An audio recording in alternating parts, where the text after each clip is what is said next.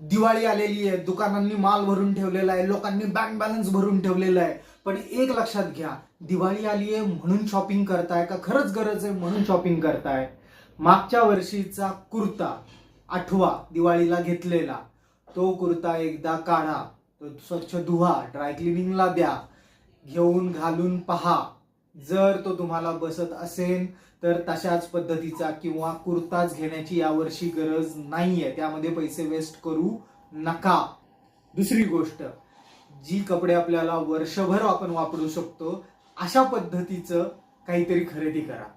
कुर्ता जर एक असेल तर ठीक आहे, परत तो कुर्ता घेऊ नका. कुर्ताच घातला पाहिजे असं दिवाळीच्या कुठल्याही शास्त्राच्या नियमामध्ये लिहिलेलं नाहीये.